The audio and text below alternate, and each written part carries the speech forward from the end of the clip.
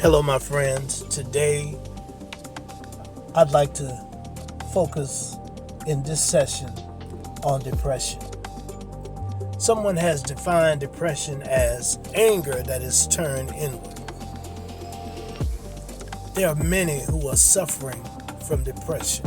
When you are depressed, there's a great amount of energy that is spent on worrying about what's going to happen next.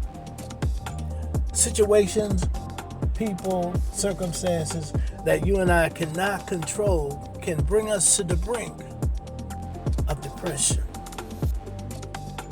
There's some scriptures that I believe we all need to be aware of and claim as our own to fight against the temptation of being depressed.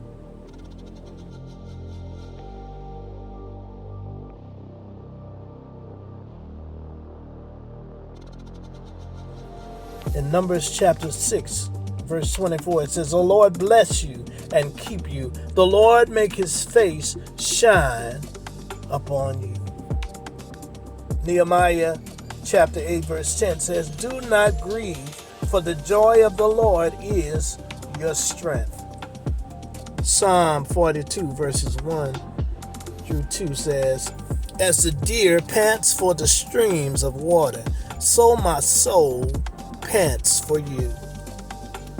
Psalm 147 verse 3 says, "The Lord heals the brokenhearted and binds up their wounds." Isaiah chapter 61 verse 1 says, "He has sent me to bind up the brokenhearted." Lamentations chapter 3 beginning at verse 22, it says, "His compassion never fails.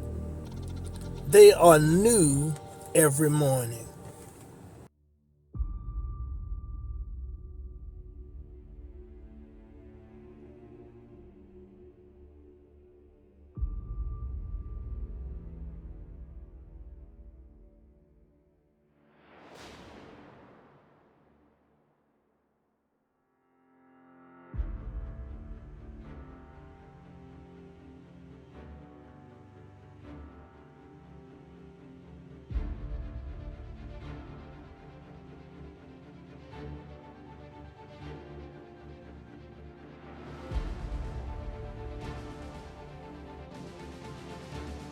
John chapter 16 verse 33 says, "In this world you will have tribulation.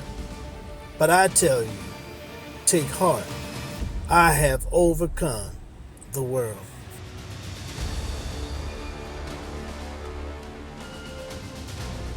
Philippians chapter 4 verses 8 through 9 talks about putting our minds and our thoughts on the things that are true, noble, pure, just, lovely, things that are worthy of praise. Paul tells us that when we put our minds on those noble thoughts, we will not suffer depression. Where we put our mind will determine whether or not we'll allow what's happening around us in our circumstances, our situations, to control us. Sometimes we make the problem greater than God. We have to remember that our God is greater than any problem that you and I will ever face. When evening came, Jesus' disciples went down to the lake, got into a boat, and went back across the lake towards Capernaum. Night came on, and Jesus still had not come to them. By then a strong wind was blowing and stirring up the water.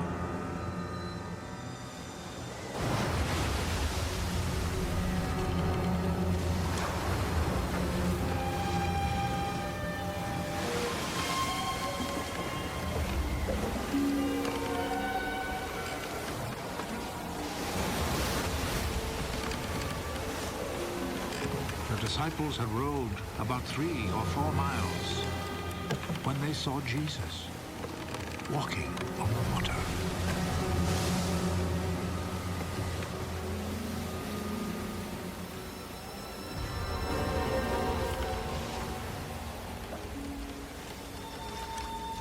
coming near the boat, and they were terrified.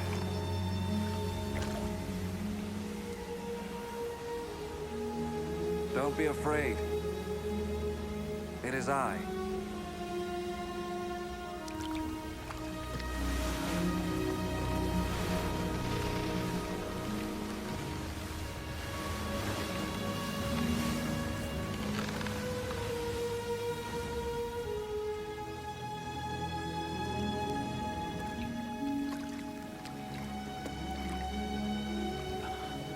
Then they willingly took him into the boat.